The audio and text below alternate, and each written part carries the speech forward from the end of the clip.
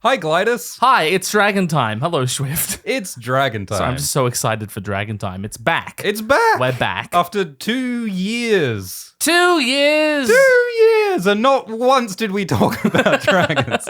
Well, that's a fib. We've done a bunch of dragon chats, but this is the first time in a long time that we're talking about a brand new episode of The Dragon Show. It's good to be back. House of the Dragon Season 3 has begun, and we are discussing every episode in extraordinary detail on Dragon Time. That's right. And this podcast will come out early and in its complete form, its full metamorphosed form on Nebula as soon as the episode airs, and it will be coming out on YouTube in a condensed form several days later. That's right. And Glidus is also making weekly videos about Hot D. Old Shift X, my mortal enemy, is doing weekly live streams, and we've got Dragon Time. So it's all happening. It's all happening, and in the middle of all that, there's a play in England or something. I don't know. Yeah, there's a play. We'll talk about a play as well. And if you want to hear our exclusive coverage of the play first, subscribe on Nebula. Subscribe on Nebula. By the way, this chat won't have spoilers. There's a no spoilers. Spoiler free. Get those spoilers out of there. Pick them up. Take them with you. Put Don't them want to in hear a about little them. box. Yeah. Chuck them in your garage. And take them to the spoiler zone at the end of the episode, because that's where the spoilers are going. That's right. Spoiler free, except for the spoiler zone at the end. You will be warned. Dragon time. Talk about the lizards. Breathe in fire in the sky. But we're going to talk about the episode scene by scene, bit by bit, and it's going to be fun. I hope so. So what happens in this episode? There's a big battle between Corlys's fleet and Sharako's pirates. And Baela and Moondancer and Jace and Vermax and Rhaena and Sheepstealer. Rhaena and Sheepstealer. My goodness. So yeah, it's a kerfuffle, some might say. It's a big kerfuffle. It turns out that when you give hormonal teenagers fiery weapons of war and you toss them into a naval cluster buck, it gets messy. Things go awry. There's big setups to that battle. Other characters dance around. We'll talk about all that. Aemond pashes his mother. As he does, I guess. I don't think I've ever seen a better face of disgust than Olivia Cook looking to camera and going, "Gully." I don't think anyone's going to question the performances of the actors in this show. Like, that's just something that's been consistent and wonderful from day one. But oh my God, Olivia Cook is just outrageously good. I'm just going to say that this is the episode 9 of season 2 that we were denied all those years ago, and now we're finally getting. It really does feel like that. Yeah, season 2 was meant to be 10 episodes, but at some point they changed it to 8 episodes, and there were also kerfuffles involving a writer's strike. And so what we're seeing here is what was meant to be part of the climax of season 2. So the structure is weird. Balked. Here. But if we remember all the setup from season 2, there are things that pay off here in season 3, episode 1. We see Aegon and Larys off on the worst boys' weekend of all time, the worst road trip you've ever seen. Ulf and Hugh and Adam go to the God's Eye and encounter a witch and a satyr and a goat. A goat. That's Del the Goat, everyone. Tick your Del the Goat boxes on your bingo board. We're off to the races already on the bingo card. We got to meet Ormund Hightower, and I think we also met Prince Daeron Targaryen. You think? You think that was Daeron? I think we did. They haven't announced who the actor is, but there are leaks of who the actor is, and I think we may have met Alicent's son, Daeron. We also saw the process of Rhaena claiming the dragon Sheepstealer with mixed results. We saw Gwaine and Criston with their army in the Riverlands, and Criston has gone full doom-pilled. Right, whereas Gwaine is war still crimes maxing. Gwaine is still hope core and like principle pilled. Yeah, he really Geneva Convention mogged Criston on that one. Okay, we'll stop. We'll never say those words ever again. Rhaenyra got locked in her bedroom. Oh yeah. That's also a thing that happened. Yeah. Not quite the explosive start that I was hoping for Rhaenyra in season 3 of House of the Dragon, being locked in her room for timeout by her son. There's a lot to talk about in this episode. There are bits that I love. There are bits that I like. There are bits that I have big issues with. I have a rant or 2 or 3 about like the Rhaenyra and Alicent and Hugh, Ulf, Adam plot lines in particular this episode. I have a very minor rant about the Daemon scene that we'll get to. We didn't mention Daemon. Daemon wins a battle in the Riverlands and meets up with the Northmen. That's all that happens. Yeah, very, very brief scene. Let's do the play-by-play. Well, first there's a new opening sequence. A slightly adjusted opening sequence. Yes, we're making a very minor adjustment compared to last season's very major adjustment. It's still a tapestry that goes through historical events from House Targaryen, including recent events. And I'm glad about that, because when I heard that the credit sequence was changing, I was upset, because I was like, but the tapestry, I liked the tapestry. That was a good choice. Would you like to see the tapestries? I love to see this tapestry. Thank you. And I'm glad they didn't scrap that. Yeah, I agree. So it's always been a show about like a long time span, a long series of dominoes that fell that led to this catastrophe. And this tapestry opening credit sequence illustrates that we're watching history being written. Yes. Yeah, it shows the weight of the consequences of the choices being made. So I love that. They added slightly different music. There's like these big thumping drums of war at the beginning. I think that's appropriate. I think that's appropriate. They took away the throne from the sequence. It used to like be moving up towards the Iron Throne in the background, but now it's just smoke and ashes and embers. Well, maybe that's just being blunt about what we're actually fighting for, what this history is all about. It's actually not about the throne. It's just fire. It's just death. Yeah. There's also a 4-legged Blackfyre sigil. Yes. What is going on here? Yeah, I think it makes sense that at this time period, the Targaryens might sometimes show the red Targaryen dragon as a black dragon, just purely for reasons of graphic design, just in case they want to wear a color other than black, and so they want to have, a black dragon on a different color like that. That makes sense.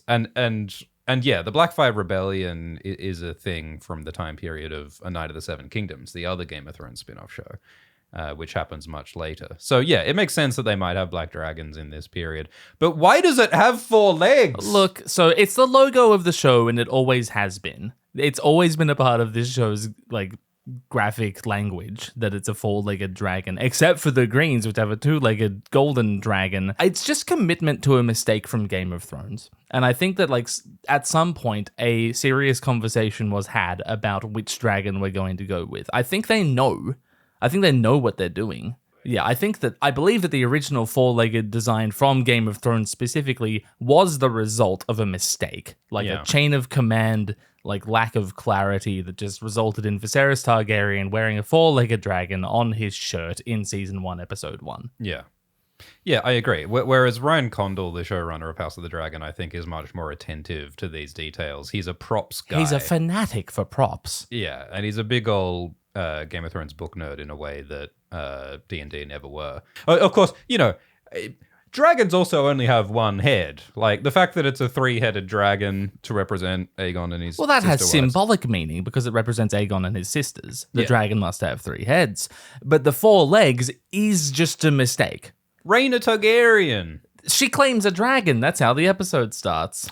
Yeah, that was one of the last bits in season 2. Rhaena Targaryen is the daughter of Daemon Targaryen and Lena Velaryon, and she always felt like she was ignored by Daemon, and she feels left out and useless, and she got consigned to babysitter duty by Rhaenyra last season. Sends her off to the Vale to take care of my kids because, they're the future, and you're going to be the future of our house. And Rhaena feels useless and, spurned, and, she contributes nothing to the cause. I think she wasn't prepared for this. Is the vibe I'm picking up on this. Yeah, she wasn't prepared, but to her credit, she persists. Yeah. It appears to me that this is the only thing she has ever cared about is when we meet her in season 1 as a little girl, she feels deflated by her lack of attention from her father, and Lane is like, look, man, it's okay that you don't have a dragon, and also it's fine that your egg isn't hatching because, my egg didn't hatch, and I claimed Vhagar, and now I'm awesome and cool, and Daemon loves me. Yeah. Her worth has always been defined by her lack of having a dragon. So I think it makes complete sense that she's doing this. I think the show has earned Rhaena doing this. Yeah, I think that's a good point, that a big part of why Rhaena is doing this is because her mother, shortly before her mother died, told her, well, you should just go out and claim a dragon like I did. Yeah. So of course, Rhaena thinks that she needs to do this, even though she might not be prepared to do it.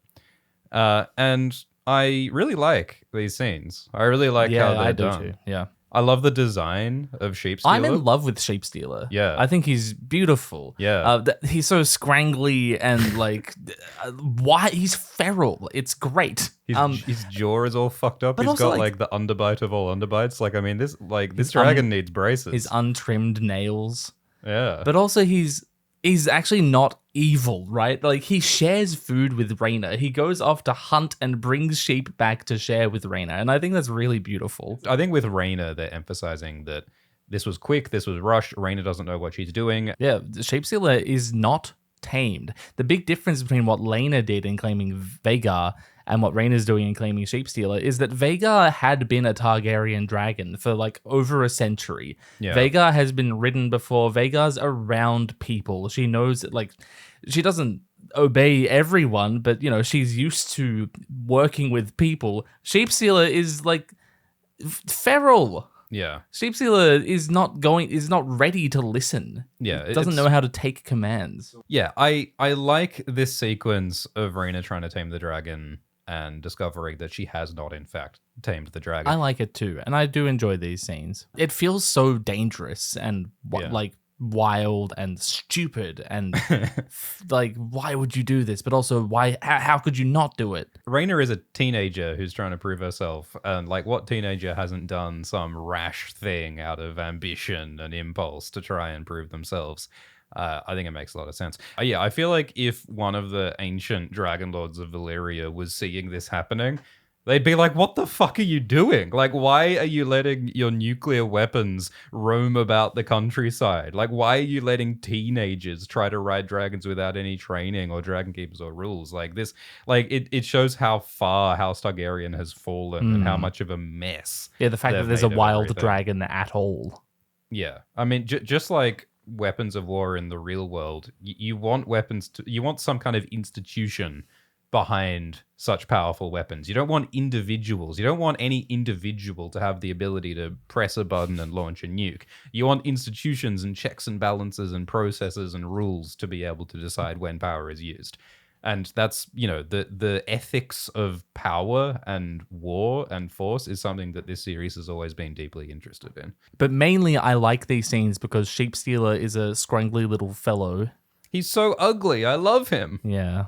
He's like a skunk. So Rhaena, in attempting to claim, settle, tame Sheepstealer, sings the same song that Daemon sings to Vermithor, that the Dragon Keepers sing to Seasmoke in season 2. And Sheepstealer's like, don't you fucking sing that to me. Sheepstealer's like, rah, I hate that song. Play Despacito. Rhaena tries to use all the usual rules, and none of those rules work on this wild dragon. And, partly I think that's just Sheepstealer has his own personality. We should talk, though, about, the fact that this is a really big change from the books. So, in the books, Rhaena does not claim a dragon. Not now, not like this. Yeah, book Rhaena basically does what show Rhaena fears, which is doing nothing and being a babysitter through the whole war. Yeah, and so the show is making a big change to give Rhaena a dragon and to make her more prominent and involved. And this is something that author George Martin complained about at length in a blog post. This seems to be something that George is very unhappy with.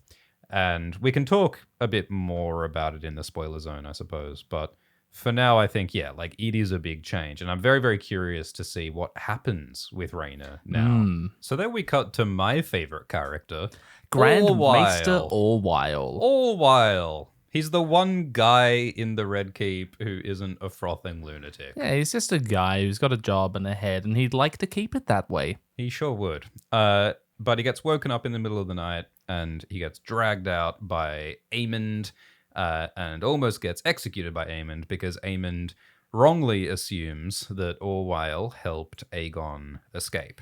I really love this because, like, at this moment, Orwyle thinks that that he's being punished for helping Allicent escape. Yeah. And Allicent has the same thought later on. Yeah. Also note, Aemond is wielding Blackfyre here. Yeah, the Valyrian steel sword of Aegon the Conqueror. Which is sort of a symbol of the kingship. So he's already assuming the role of king as soon as Aegon has left. Yeah, I like how throughout this episode, Aemond gradually takes on the symbols of the kingship, and he has not yet declared himself king, but he has taken the sword and the throne, and then that letter says that to Ormund says that he's king. So yeah, but Allicent wrote that letter. Yeah, which is also interesting, but we'll get to that. Yeah, and I think it's fun that Aemond almost executes the Grand Maester with Blackfyre because King Maegor the Cruel famously killed, I think, 4 Grand Maesters by beheading them with Blackfyre. I do love that Jasper Wilde just, as Aemond is raising the blade to kill the Grand Maester, he's just like, actually, Larys did it, turns out. Just FYI, you're beheading the wrong guy. Like, how long was Jasper Wilde standing there waiting to say that? I mean, Aemond is being very stupid here. Can we acknowledge that? Well, yeah, he also is a rash teenager. Yeah, he's being very stupid because he's not questioning Orwyle before killing him. Yeah, well, they solve their problems with violence. That's what they do. Yeah. But, it like one of the other threads here is that as Aemond is becoming more and more the king, we're seeing how Aemond is unsuited to being the king. Like, Aegon was not suited to be king, but Aemond isn't either. So I love how they invoke Otto, because Otto is everything that is needed in Team Green right now. We need Otto to be the calm, firm hand of saying hey, let's interrogate people before we kill them. Interesting that Aemond knows that, because towards the end of season 2, he has Larys ask Otto to come back to King's Landing. Yeah, true. He's aware that he's a rash, violent dumbass, actually. Yeah, well, again, what I love about this show is the generational horrors that are passed down from parent to child, and we see that so strongly with Otto to Alicent to her sons. Aegon Targaryen. Larys strong. So Aegon is, supposedly the king that they're fighting for. Nah, he's king of nothing, actually. On Team Green. But yeah, he fled because last season Aemond burned Aegon. And was definitely he was gonna kill him later. Yeah. I'm gonna kill you. One of these days I'll get around to killing you. Whereas Larys is the spy master, the sneaky spy master who was sort of Alicent's ally, but also sexually exploited her and turned against her to suck up to Aemond. Larys is deeply evil and his motivations are mysterious, I would say. But he's taken on a surrogate father sort of role for Aegon. And we can bond because we're both physically disabled now. Yeah, it seems as though Larys to some extent genuinely sympathizes with Aegon or sees a bit of himself in Aegon. However, Larys is also willing to betray Aegon as soon as it is convenient to do so. So I think it's fair to say that Larys is still very much self-interested here, and he's trying to use Aegon as a pawn. So what happens in this scene? They get stopped by a regiment of House Staunton, who I suppose are patrolling the Crown lands looking for Aegon or Sunfire perhaps, or they're just doing stuff because they're soldiers. I quite like that the Stauntons in this episode are cruel and they murder civilians. Because what we're seeing is that, this show usually portrays Rhaenyra and her team as, the more morally good team. But there is evil being done on both sides of this war. And this story is always meant to be about a horrible, stupid, tragic war that never should have happened in the first place, that ultimately caused everybody to suffer unnecessarily. So, I like seeing some of the evil on Rhaenyra's side. Yeah, these Staunton men just kill the other people Larys and Aegon were traveling with as soon as Larys says, oh, they don't matter. So Larys is continually trying to do little pep talks for Aegon. And Aegon he's a bit down in the dumps since his body got burned and his penis burst like a sausage on the spit. and he, quote, can't even take a piss without it running down his leg. So Aegon is understandably down in the dumps. He's perturbed. Aegon not only says that he's pathetic, but he also like calls Larys a cripple and he sort of like talks down to Larys. And you know, that's not helping Aegon. That's not helping. Like, I wonder if Aegon's like rudeness and belittling of Larys contributes a little bit to Larys deciding to betray Aegon. Is it really a betrayal, or is it just like the last thing he can do to keep them both alive at this moment? Because what else can Larys say to these Staunton men to keep them alive other than, okay, you got us, we're Aegon Targaryen and Larys strong, don't kill us? Yeah, well, that's true. You can see it both ways. Like, you can see it as Larys just saying what he has to say to keep them both alive. I think that Larys is open to the idea of genuinely betraying and sacrificing Aegon for his own survival. So that's a fun ambiguity that they're preserving. And again, Aegon is a rash teenager. I mean, the idea that he would say, no, I'm not going to kneel and say I like Rhaenyra, I don't like Rhaenyra. Like, of course he's going to do that. He's an idiot. Yeah. It's also true that Aegon shattered his legs in the fight at Rook's Rest. Aegon probably literally can't bend his knee. And I think I like Aegon laughing at the absurdity of it, because that's something that's consistent with Aegon, is that even though Aegon is evil and unwise, he often is the character who tells the obvious truth that no one else acknowledges. Like, I love the scene in, season 1, episode 9, when Allicent is saying, oh, Aegon, Viserys on his deathbed decided that you must be the king. He didn't want me to be king because he didn't like me. Yeah. That's such a great line, such a great scene. And so I love when Aegon is the unlikely truth teller. Yeah. Like in a weird way, there's a kind of a stubborn heroism to Aegon refusing to bend for Rhaenyra. Yeah, well, it would be categorically dishonorable for him to do that. It would be a lie. It is brave for Aegon to, stand up in the face of this man. It is strangely principled. Yeah, it is strangely principled. And for his courage, he gets punched in the beanbags. So it's fucking hilarious when Aegon and Larys are speaking over each other constantly, just like, no, I'm not. Oh, yes, he is. Oh, I'm the Lord of Harrenhal. No, you're just oh, my friend, he jests. That's what I mean when I say this is going to be hilarious. It's great, like, odd couple comedy. It reminds me of, like, Dunk and Egg. Because, like, Larys and Aegon, like, they're similar in some ways, but they're also so different to each other in other ways, which is just, like, such a great pairing for comedy. So I'm enjoying it. Can we shout out the word lustrated? Lustrated. Larys, Aegon was lustrated in Dragonfyre at Rook's Rest. What an incredible word! Like, that is a Scrabble score to be sure. So lustrated. I don't think it's actually that good. Like the L and the R are okay, but the word lustrated, we looked it up. It means to purify ceremonially. To me, it sounds like Larys is saying that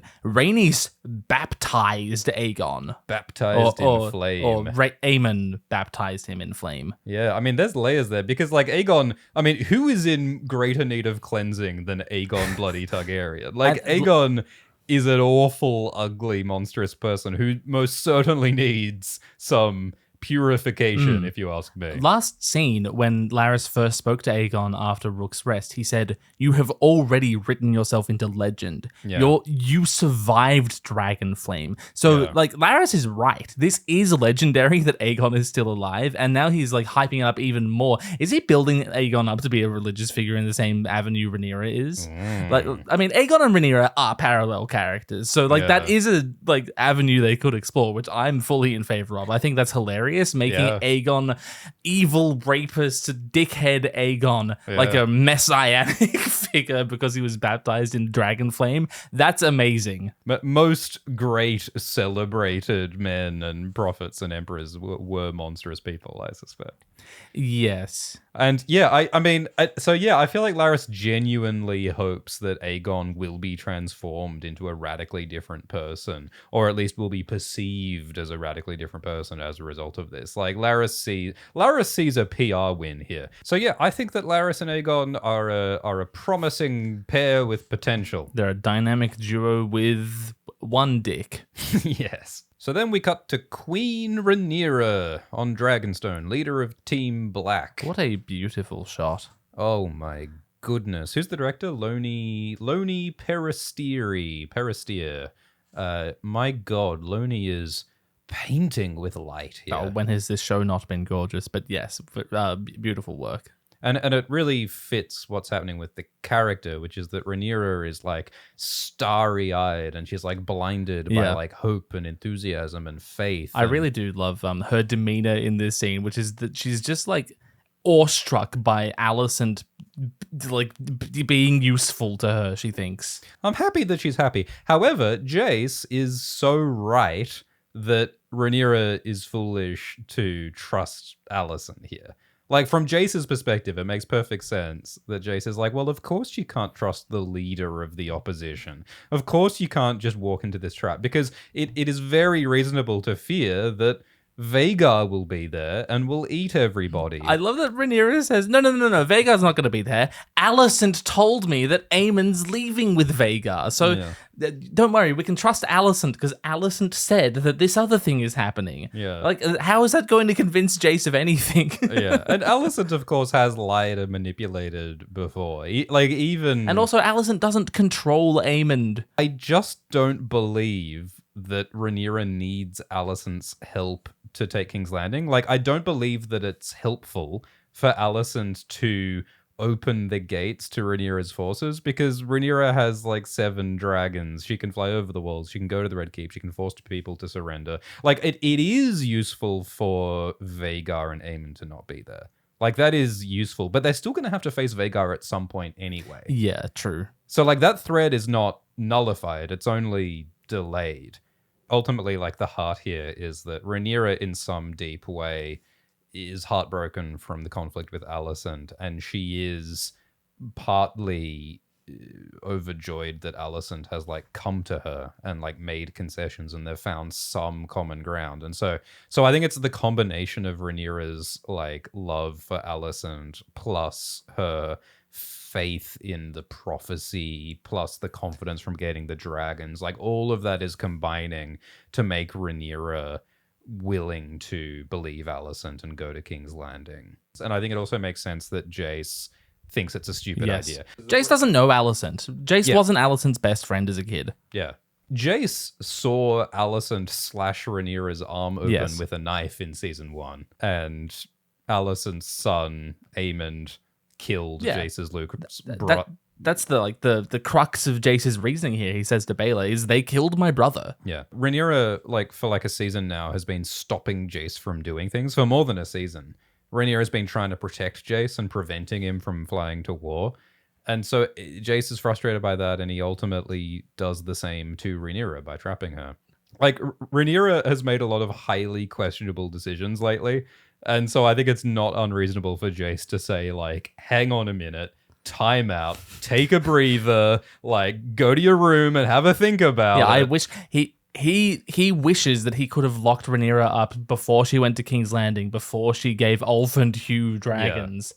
He has felt this way about everything she's done, and now, like, when the Gullet happens and she says, I'm gonna go fight, I feel like I'm on top of the world, I can win everything, I'm gonna go with Cyrax to defeat this triarchy fleet, and Jace is like, what the fuck are you doing? No, you're not doing that. I'm putting my foot down, you're not doing that. But of course, you know, the other thing here is that he's her son, and it's this complicated thing where, like, you know, a parent wants to protect their child.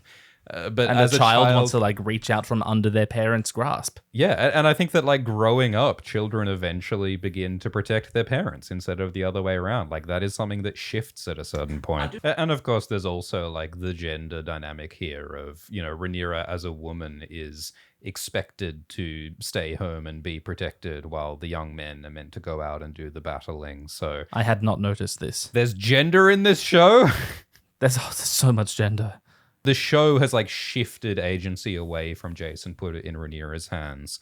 And they've created this dynamic of Jace being frustrated with Rhaenyra's inactivity. And Rhaenyra being frustrated with her inactivity because of all the men around her. Yeah, so I think it does interesting things for like the relationship between Jace and Rhaenyra.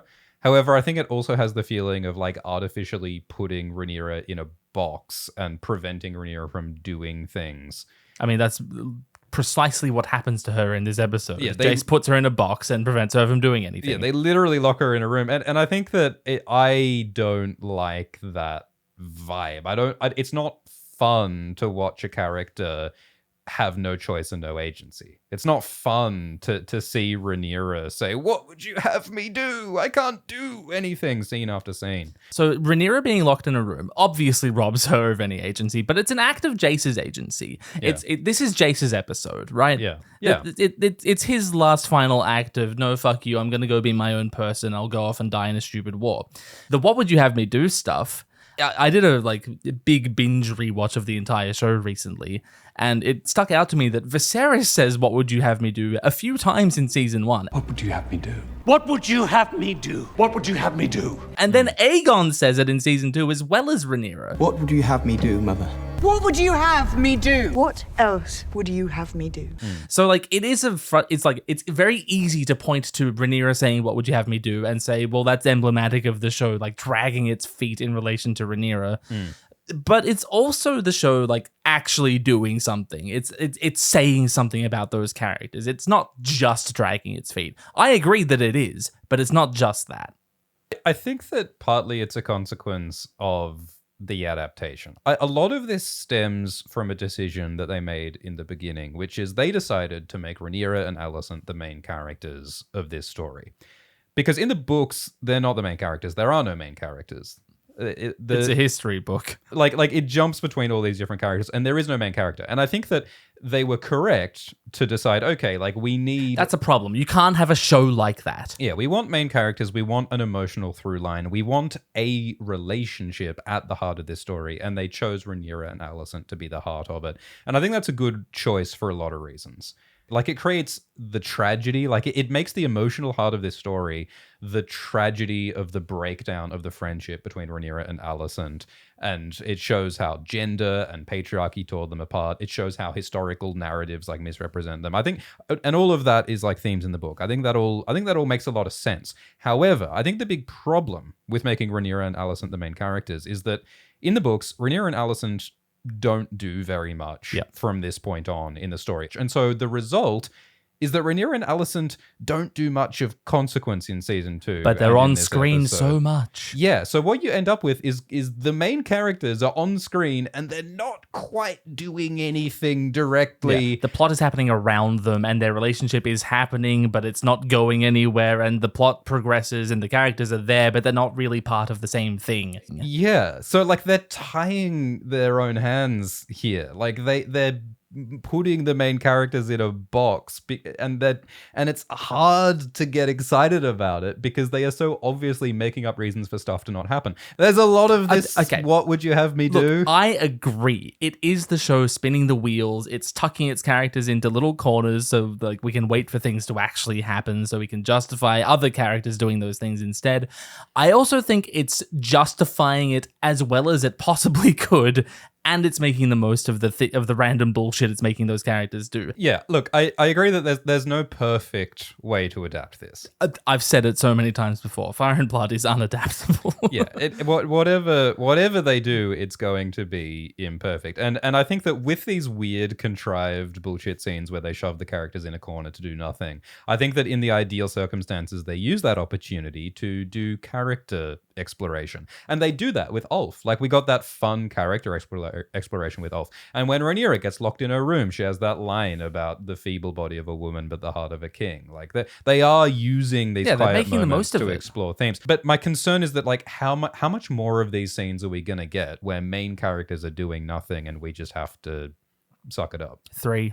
I don't know, man. I also hope that they do a more complete job of truncating the bullshit that happens in the book from a billion different characters into the ones that actually matter. Because that is the heart of what's going on here, is that Fire and Blood has a trillion glup shittos, and a TV show needs to have fucking main characters.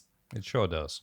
That was one of the rants, by the way. That was one of his rants. He didn't warn you, but that was the rant. We have deployed the rant. If they're smart, they can use these weird, quiet moments to explore character. And I think that there is meaning here and there is realism here. I really throughout season 2, for all the frustration with Rhaenyra not doing much, it's great that we have a ruler who doesn't want to do a war. It is true and ethical and just that Rhaenyra is I have a responsibility to avoid thousands of people being burned alive. Like, I love that for you, Rhaenyra. I love that for you. But it doesn't mean that it's fun or interesting to watch Rhaenyra saying, oh, I don't want to do anything for a whole season. So, like, that's the challenge. Like, if you're telling a story about disempowerment, you need to make the disempowerment of your main characters interesting. And that's not an easy thing to do. And I think sometimes they do a good job, sometimes they not so much do a good job. So that's my beef. That's rant part 1. I generally agree. I really like Rhaenyra's line that the Greens know that their defeat is written. Is written in prophecy, in destiny. The gods have decreed it thus. That's where her certainty comes from. Because like that's one of the threads with Rhaenyra this season is that Rhaenyra is becoming a bit of a religious fanatic. She thinks she's chosen by the gods to win. I mean, that's what her father told her. And that's what a lot of Targaryens have had throughout history, is a delusion that they are chosen by the gods to succeed, which often doesn't end well. So when Rhaenyra says that all Alicent asks is that she, Helaena, and Jaehaera are spared, Mysaria says, boy, that sounds a bit easy for us. Aren't you suspicious? And Rhaenyra says, yeah, it is easy. Isn't it great? Yeah. Yeah, well, Mysaria, like Jace, sees that this is highly suspicious. It is too good to be true. I don't like some of the specifics of what Alicent is doing, like Alicent sending the letter in King Aemond's name to Ormund to delay the Hightower army for 3 days so that she hopes that it'll make it easier for Rhaenyra to take King's Landing, but she also wants to save Aemond, and it's so fucking convoluted. There's so many layers to that one action. Imagine you just did it. Describing that to someone who doesn't have the full context of that scene is fucking insane. It's so convoluted, and I don't think any of it will amount to anything. So I love all the relationships and I love all the performances, but like the specifics of the plot, I'm just not sold on any of this nonsense. And I hope that it gets better and it doesn't get worse. I hope the character remains fun and interesting and still my beautiful baby girl who can do no wrong. So Queen Alicent Hightower strolls up through King's Landing back to the Red Keep after her secret meeting with the enemy rebel Queen Rhaenyra Targaryen. She's told by one of the other Kingsguard, one of Aegon's goons, that the king wants to see her, and so she goes to Aegon's bedchambers, and he's like, no, actually the throne room, and it's Aemond sitting on the Iron Throne. Yeah, I like that. Like, because Alicent's like, oh, the king's in the throne room. Okay, Aegon is sitting the Iron Throne, I guess. And she finds fucking Aemond on the Iron Throne. Which is the second signifier of kingship that Aemond has assumed this episode after Blackfyre. Yeah. It is rather aggressive that Aemond has the sword Blackfyre unsheathed and bare. Aemond demands to know where Alicent has been, and Alicent is like, oh, I was just toasting marshmallows with old Ricky in the woods. And Aemond just accepts that. I think that Aemond underestimates Alicent. Yes. Like, Aemond doesn't understand that Alicent is smart and capable and has her own plots and schemes and secrets. And so I think that's part of why Aemond doesn't question this further. That's what allows Alicent to manipulate him later. I really like this exchange because Aemond's like, Aegon's gone. He's made off with that toad Larys, which is just brilliant. That's the second time Aemond has called Larys a toad, which is just fantastic. And then he says, where were you, Alicent? And so Alicent assumes that Aemond is accusing him of having complicity in that. And then Alicent's like, I was in the Kingswood, actually. I was camping. I was toasting marshmallows. And she has, it's a pretty good excuse. Like, I've been doing that. You know I've been doing that because I don't have a use here because you fucking pushed me out of power. But yeah, it is fun seeing Aemond like leap from incorrect conclusion to incorrect conclusion. He's just like his father. Yeah. So yeah, Aemond is starting to try and assert himself as king. And Aemond was going to go to Harrenhal with Criston Cole, but has decided not to. He's decided to stay at King's Landing. Why has Aemond decided Well, that? he says that Aegon has given him no choice but to stay and defend the city. I guess the reason is that Aemond like sees the opportunity to like assert Become himself king. as king. Yeah. Like I guess that's kind of the real reason. And that makes sense. But also, as we see later, Aemond is terrified of all the dragons that Rhaenyra now has. Yeah. I guess I don't think there's a good spot for Aemond right now. Yeah, I think it makes sense that Aemond wants to like take a second to figure out his next move before he leaps into battle. She's talking to her son, who is like taking up the mantle of the kingship of the realm, and it's looking increasingly likely like that her son is going to be eaten by a dragon. And Alicent's main concern is, oh no, my BFF is going to think that I lied about our plan. Well, the last time that they had when they reached the understanding that one of them had lied to the other, a civil war broke out. It is very funny, like Alicent's face when, her whole plan was Aegon will be here and Aemond will be gone. And now she's finding, Aemond is here and Aegon is gone. Fuck. It really looks like I'm betraying Rhaenyra right now. Olivia Cook's expression is just wonderful. Yeah, when Olivia she realizes acts her pants off this episode, and I love it. The other reason why Aemond has changed his mind and has not gone to Harrenhal is that last episode, Helaena told Aemond that he would die at the God's Eye, which is at Harrenhal. I guess that's important. That's the other reason. Yeah. Anyway, Alicent writes a letter that is to be delivered to Ormund Hightower, and she says it's from the king. And Helena's all like, oh, is it from the king, is it? Oh, that's interesting. I thought this scene was a little bit out of character for Helaena, because most of the time, Helaena is on a completely different frequency to everybody else. Helaena very rarely has like normal conversations. It was a little bit unusual how Helaena was acting by actually talking about the letter that Alicent was sending. That's a good point. I do like that she doesn't answer Alicent's question. Alicent asks her at the start of the scene, did you know Aegon had fled? And and Helaena just says, you're afraid. Aemond's afraid too. So like, is she like actually referring to the letter when she says the king? I don't know. I think there might be something else going on there. Yeah, true. Well, yeah, because it is an interesting open question, like, but who is the king? Is Aegon the king? Is Aemond the king? And at the moment, in this scene, and when Ormond receives the letter, Alicent is the king. Alicent's writing as though she is the king. Yeah, and I think that the other fun bit is that Alicent lies here to Helaena. She says that, oh, I'm just worried about Criston and Gwaine. And Alicent is hiding the fact that she's really worried about, the promise to Rhaenyra being broken, and Aegon is not here. So when Helaena says that Aemond's frightened, that Aemond says he knows if he faces Rhaenyra's dragons, he'll die, Alicent hears that and says, Rhaenyra's going to kill me if this doesn't work.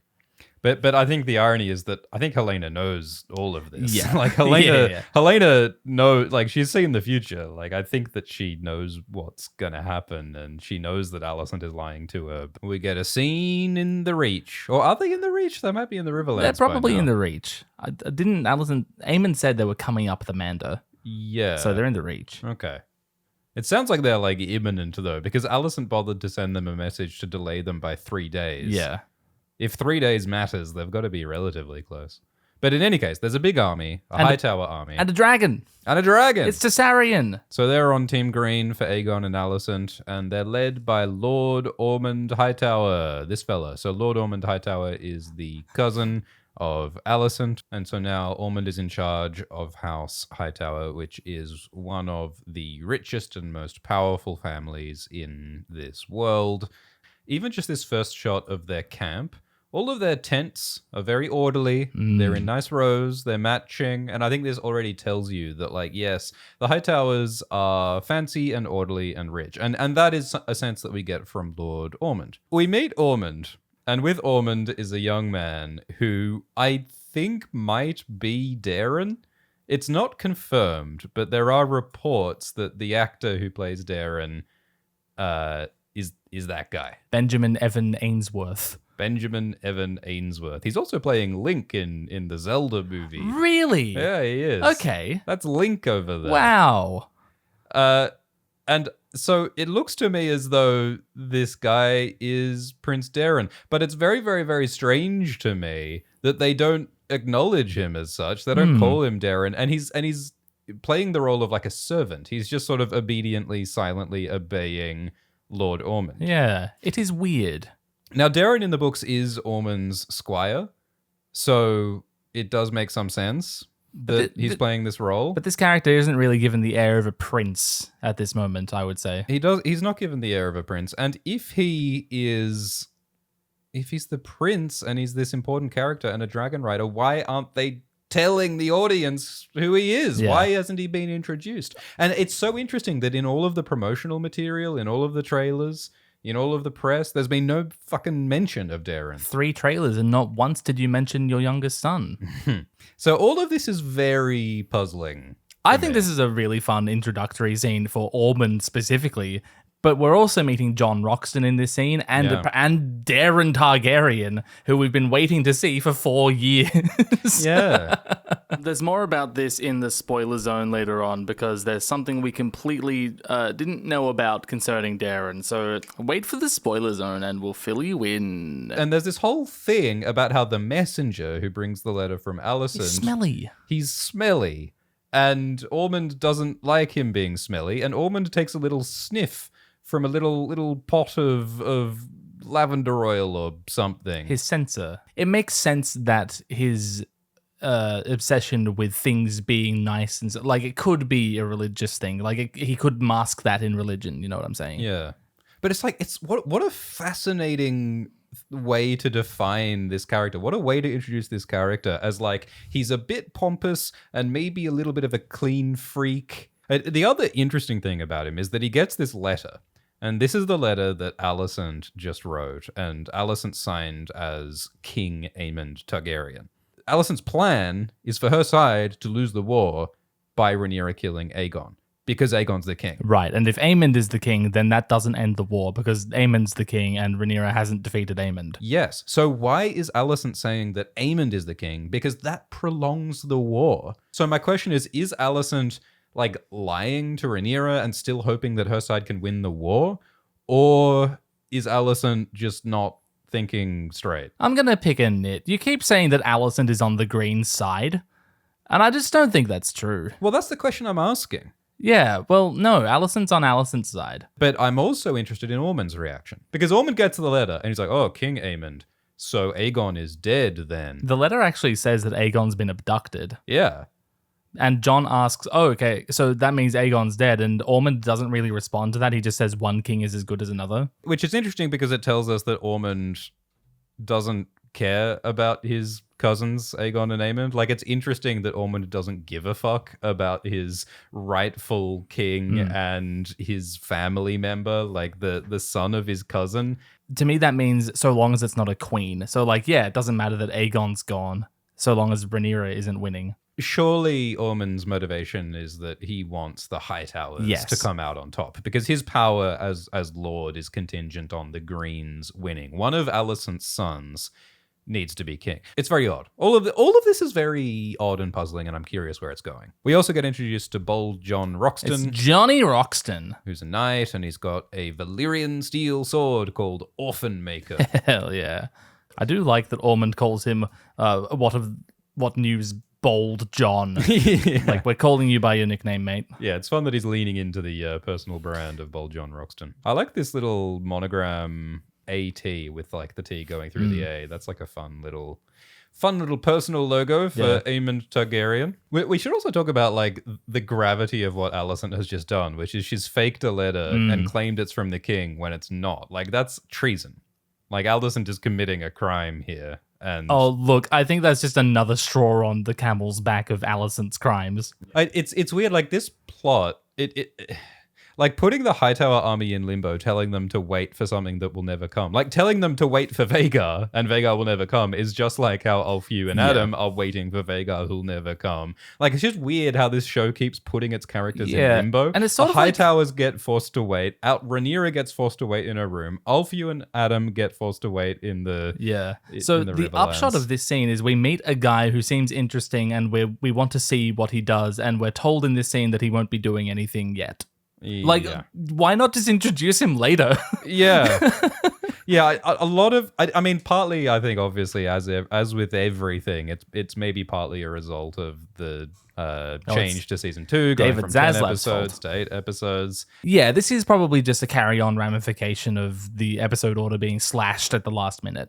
Yeah, and I mean, even if the episode order wasn't changed this was always going to be a very difficult story to structure and to get the pacing right. Because again, like some major characters have nothing to do for long stretches, and very minor characters have lots of stuff to do. And a character's important for a while, but then the character becomes irrelevant. So it's like, how do you juggle all these different characters? There are so many different characters.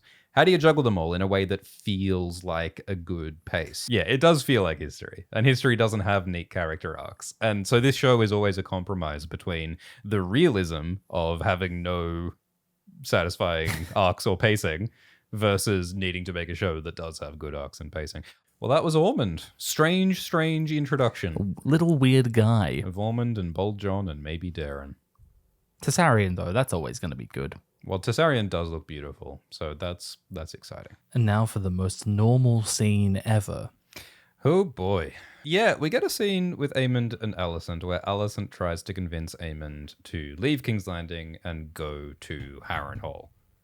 And Allicent is doing this because she wants to help Rhaenyra take King's Landing as promised. So Allicent is manipulating Aemond by saying, "You're so brave, you should have been king." Yep.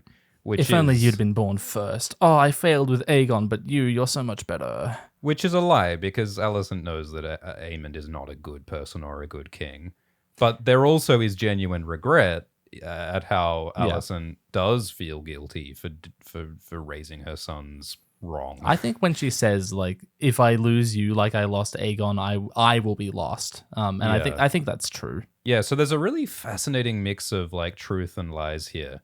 And it's so deeply tragic that like Alicent is pouring her heart out in some ways. She's exploiting the vulnerabilities of her son. It is a really like well done scene with a lot of resonance with like Alicent's past relationships. Yeah. And when in season 1, episode 9, Otto says, when Alicent's like, well, how could I possibly have known what I wanted in life because of you? Like he says, I made you queen of the 7 kingdoms. What else would you have wanted? And she says, well, how the fuck would I know? Yeah. And basically, like, imagine Alicent saying to Aegon, I made you king of the 7 kingdoms. And he's like, well, I don't know if I wanted that. And it's basically the same thing happening here. Like, did Aemond want any of this? Well, it's like she's sacrificing Aemond so that she can be free. Well, she and Helaena and Jaehaera is the idea, I suppose. Yeah, I mean... And Rhaenyra and the realm, I guess, in an idealistic sense, right? But yeah, there's also something fundamentally so sad about a parent engineering the downfall of their child and exploiting their vulnerabilities to do so. I really like how Alicent says, it's my fault that we're in this situation. I failed to teach Aegon. Like I think we've waited a long time to see Alicent like say that out loud, but it's really nice to see Alicent acknowledge her failures and yet try to fix some things. It's admirable and cool. I also really like Aemond's line that when Alicent says, you know, Aegon's a bad king, and Aemond says, well, you know, Aegon's frailties are his own. Yeah. Oh, it's not your fault. It's just that he's a dick. It's just that he's useless. And that word frailty, like frailty is weakness. And it's like Aemond is saying that, well, Aegon's problem, the reason why Aegon is not a good king is that Aegon is weak. And I think that's completely wrong. Aegon's problem is not that he's weak. Aegon's problem is that he's impulsive and unwise and uneducated and cruel. The exact same things Aemond is. So yeah, Aemond has this like narrow view where he thinks, well, it's all about the strong and the weak, and I have to prove that I'm strong. That's all that he understands. And that makes total sense given like what we know about his upbringing, right? Yeah, and given that he has the biggest dragon in the world, like he has strength and he wants to value his strength. Alicent also says, you should have been king. You were the better one. If only you were born first. And also Aemond kisses him. Alicent is playing the role of Alyssa Targaryen in this scene as she appears in Daemon's dream in season 2. Right. Yeah, that's such a good point. Precisely the same function. And Alicent saying, go to Harrenhal. I will meet you there. She's basically saying, go to Harrenhal, have a sex dream about me where Alice Rivers like unpacks your fucked up psychopathy and we'll see what happens there. Yeah. Yeah, that's so and true. I love that so much. The dialogue like very specifically evokes Daemon's incestuous dream about his mother. After this incestuous kiss, like Aemond is in desperate need of the Alice Rivers psychotherapy clinic more than anyone. So I think it's absolutely Aemon's turn to be psychoanalyzed by Alice Rivers now. I think from the perspective of Aemond, he's going to be like, I just kissed Alicent Hightower, and she's the coolest person. Like, she's my mum. I love her. That's awesome. It's cool, so cool that I did that. I got to do that. I'm on top of the world. Yeah. I'm going to go to Harrenhal and not die. Aemond kisses his mother, and this is not like an affectionate peck. This is a like romantic or sexual kiss, and Alicent is terrified and freaked out by it. And I think it makes a lot of sense because this is a weird incestuous family where siblings marry each other, and it's produced some mixed up, confused children. Yeah, so like there's some major mummy issues going on, and this incestuous Targaryen family is all mixed up. I can see in your notes there you've written, whoa, ew. Big fan of that. Yeah. Well, it's very well performed by Olivia Cooke. I love Olivia Cooke's face. Oh, she's outstanding. I'm sorry to keep repeating it, but she's just unbelievably good. Yeah. Another thing wrapped up in his childhood is we know that his like validity as a person is wrapped up in his strength as like expressed through Vhagar, right? So his dragon power is his source of everything. Yeah. Because like he was useless and no one gave a shit about him, and then he claimed Vhagar, and suddenly he's our most valuable asset. We need to like Aemon's important now. Yeah, from a very young age, from years and years ago, Aemon's entire identity and self-worth has been in the fact that he is the strongest dragon rider and none can stand against him. But now Rhaenyra can stand against him because she's got so many dragons. So what is he worth now? Yeah. So yeah, I enjoyed this scene with Aemond and Alicent. I think it's got a lot of layers to it. I think it's consistent with both of their characters. I think there's like tragedy to it. I also think Alicent is being kind of heroic in how she's admitting her faults and trying to avert the war. She's also being kind of evil. A bit villainous and manipulative, yeah. Yeah, it is interesting. So again, like, you know, I don't like aspects of the plot, but I do like what they're doing with the characters. I think that's kind of where I'm at. Then we see Daemon Targaryen. He's just won a battle in the Riverlands against Jason Lannister's army. And so Oscar Tully is the young new lord of the Riverlands, and together they're fighting the Westermen led by Lord Jason Lannister. And we saw last season that Lord Jason Lannister brought lions. For some reason. And we can see them being killed here. I am so sad about the lions. It's tough. Yeah, we also see Daemon fighting, and he's fighting quite, like, robotically. Like, look at his face. Like, he's just tired. Yeah. Like, he doesn't seem to care. He's just, like, methodically butchering people. Well, this is just Tuesday to him. Yeah, they defeat the Lannister army, and there's a little disagreement between Daemon and Oscar because Daemon says, I'll get Caraxes to burn all the corpses, and Oscar says, no, we will bury the dead because we believe that rivermen must be returned to the mud. I love that. And Daemon kind of rolls his eyes and scoffs, but he doesn't, like, push the issue. Yeah, he's, like, sort of playing along with the River Lords. He doesn't agree. He clearly doesn't agree. Yeah, so I think this is about Daemon learning that he might be able to get more done if he cooperates with people. Crazy stuff. Which, like, actually, if he actually internalizes that lesson, if he commits to it, he would be a better king than anyone else. I mean, it's so funny that he's learning this lesson at the age of 50. Like, Daemon is like 50 at this point, and this is when he's learning that, like, sometimes you have to share. I really love when Daemon rolls his eyes. Okay, I guess we'll bury the rivermen. It's going to take so long to dig all those graves. Like, it's actually a pretty pragmatic thing to have the dragon burn them. But for cultural reasons, we bury the rivermen. And so when Daemon rolls his eyes, Oscar Tully, like, you can see him make note of that. Like, this guy doesn't see eye to eye with us. Yeah, we see him covered by blood. And he seems to be handling this pretty well. He's a very, very young man in a very, very grisly situation. I like Oscar Tully. I like what they're doing with him. I don't mind this. Yeah. Hey, look, it's Ali Blackwood. Oh, there she is. Black Ali Blackwood is a member of House Blackwood. She's a relative of Willem Blackwood, and she's a badass tomboy archer, horse rider, cool chick who fights good. I'm curious to see what Black Ali thinks of Daemon, given that Daemon killed her relative, Willem Blackwood. All will be told in due time, no doubt. In due time. Hopefully. Yeah, so in the books, there's a battle called the Battle of the Red Fork, and this is where Jason Lannister and the Westermen are trying to cross a river, and some river lords try to stop them, and Daemon is not there, and Caraxes is not there, and Oscar is not there. And the Lannisters defeat the Rivermen in that battle in the books.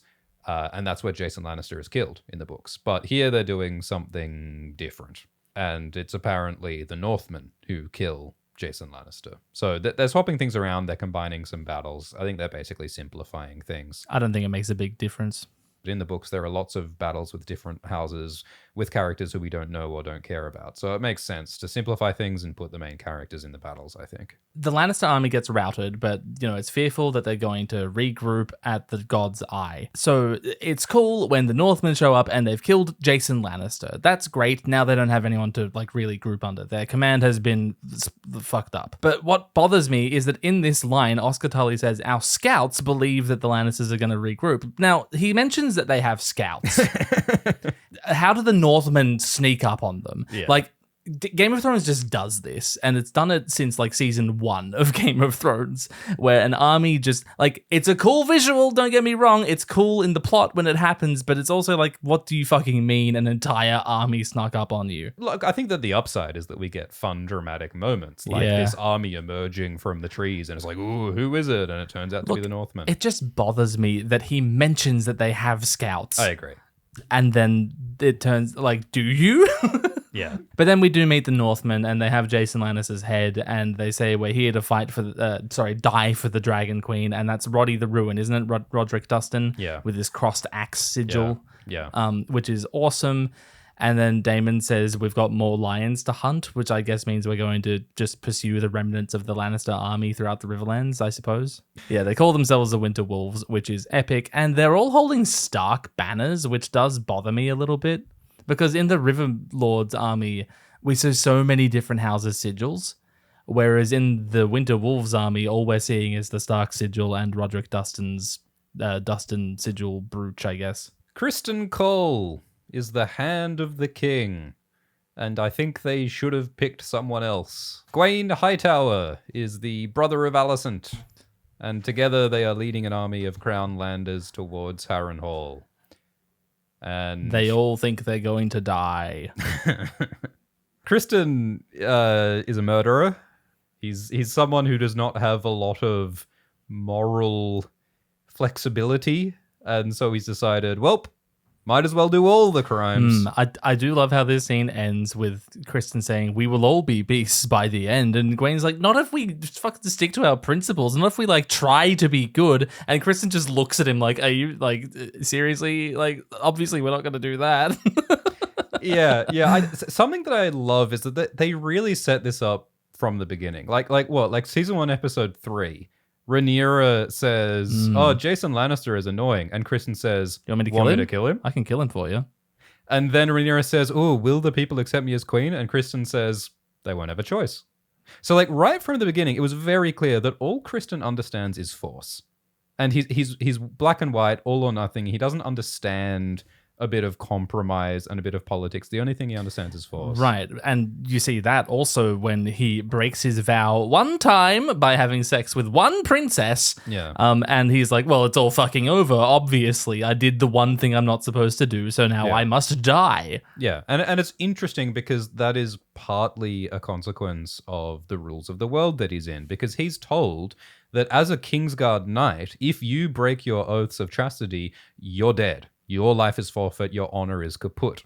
And he believes that and has internalized that. And that's part of why he is acting like he's already dead and nothing matters anymore. And I think this is also so fantastic as a contrast to Gwaine, because Gwaine was introduced as sort of this arrogant, hoity-toity bit of a douchebag. And normally in a story, the arrogant rich boy is immoral, and it's the lower class underdog. The scrappy fellow who rose up from nothing. Yeah, because that's Criston. He is a scrappy underdog. But I think it's kind of interesting that the scrappy underdog is the murderous monster and the arrogant hoity-toity person is standing up for moral principles. Gwaine appears to believe in honor, and not as just some way to justify the bullshit that he wants to do, but as this real thing that actually matters. He's doing the right thing by standing up for morality. And in this case, he's trying to get Criston to stop the army from raping people. And so this is like a test that battle commanders and leaders need to face is if their men commit rape, do they do the right thing and punish the men and hang the men? And in this case, Criston is not doing the right thing. It is interesting. He says to Gwaine, okay, then go hang them. Yeah. That's fine. Kill them. I don't care. Yeah. But to Gwaine, that's not enough. He needs there to be actual principle applied to the army, right? Yeah, he wants leadership based on moral principles and also the oaths that they swore as knights to protect the innocent and to do justice. So, Yeah, Criston's all about retributive, he did something bad, kill him. Yeah. It doesn't matter, his life is forfeit, just the same as mine is forfeit. Whereas Gwaine's no, but we're supposed to prevent harm from happening. Yeah, so I think that they're a really great duo, Criston and Gwaine, because they have such well-defined opposing worldviews, and they are such opposite characters, and I'm very, very curious to see how this plays out for the rest of the season. Yeah, me too. Yeah, so Criston, even though deep down he does not really care about morality or principles, he still wants a little bit of an appearance, like a thin veneer of I am a knight and I have reasons for what I'm doing. I like that Gwaine cares that someone's been raped. Yeah. It's nice when people care.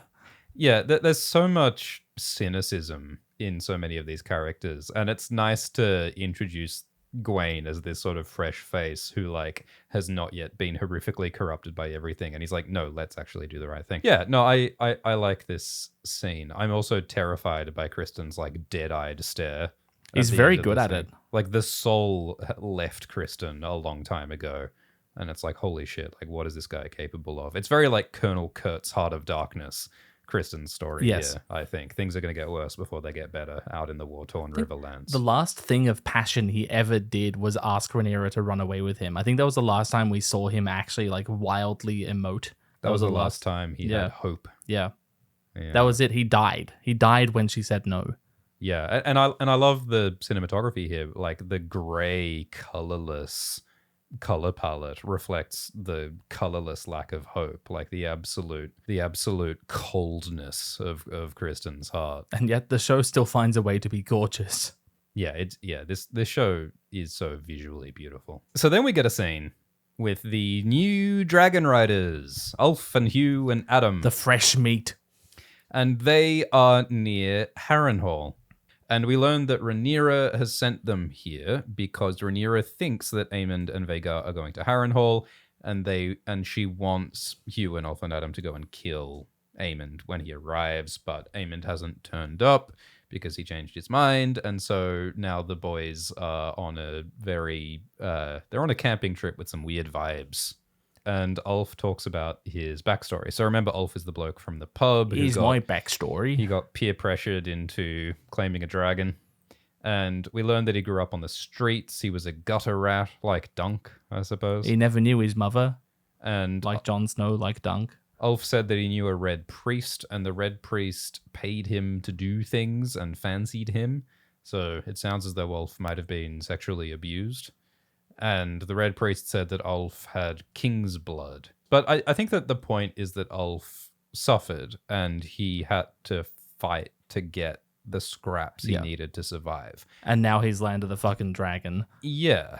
And so while Adam and Hugh are we can get titles and status and social advancement, Ulf is no. I need to eat. I need a roof over my head.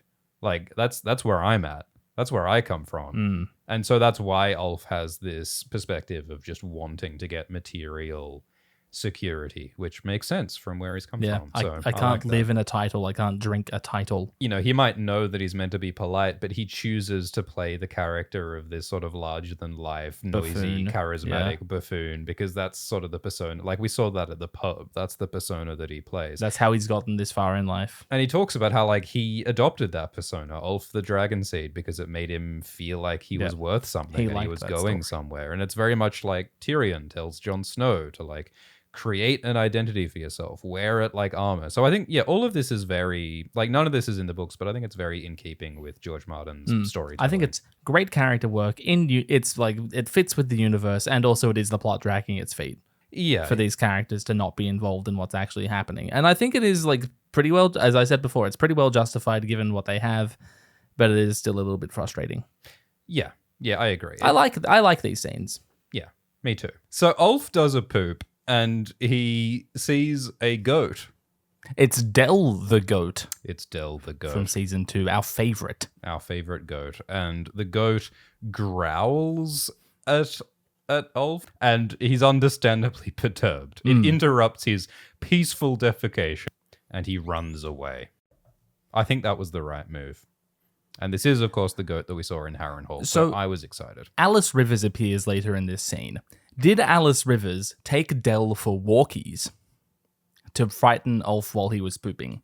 Yeah, I've got a lot of questions. Like, I think that the most likely answer is that Alice is a skin changer who can control animals, like Bloodraven, like Bran. And so Alice uses the goat to spy and to see what's going on. She sees through the eyes of the goat, and then in this instance, she's choosing to watch Ulf poop. I do like the witchy vibe that Alice has. It is great. And then Adam and Hugh see a Greenman while they're fighting over whether or not they should even be here. They must have had like a conversation at the writer's room where they were like, should we put the magic goat or the magic green man satyr in here? And they decided to do both. How thrilling. So yeah, there's a lot of lore here. And I don't imagine they're going to delve too deep into it. But, well, maybe they will, because, we got a whole season here and, like, they're already giving us more and more of Alice. Yeah, and Aemond's going to Harrenhal. Alicent says she might go to Harrenhal later. Yeah, but we're going to be spending a lot of time in Harrenhal this season, it sounds like. I think that, like, the purpose of this magical stuff is to interrogate the characters of Daemon and then Aemond. I think that's what they're trying to accomplish here. And this is like a fun, witchy, mysterious lore to make that happen. So I'm really glad they're doing it. Like, they didn't have to show us fucking green men, but they are, and I'm happy. Hugh and Ulf get annoyed that Vhagar isn't here, and they're just standing around waiting, and that's not what they were told to do, so they fuck off. Because Alice says they need to go to the battle that they do not make it to. Well, see, yeah, so Alice tells Hugh, Ulf, and Adam to go and help Rhaenyra at the Battle of the Gullet, but she tells them too late. It doesn't actually help Rhaenyra. And so it's like, surely Alice could have told them sooner. Like, if Alice knows that there's a battle happening with her magic, she could have told them earlier so that they actually get to the battle on time. And they are at the battle in the books. So again, this is a big change. But yeah, the witch and the goat, it's all too much for Ulf, and so he storms off, and it's a lovely, funny performance by Tom Bennett. I do love that he says, look after yourselves. That's really cute. It is unclear whether Hugh and Adam leave as well. Hugh says that he wants to leave, and Adam doesn't. So I guess we'll see in the future if Adam and Hugh are actually still there or if they went back to Dragonstone. Yeah, well, I feel like the purpose of putting these characters in this location is to make up a reason for them to not be at the battle.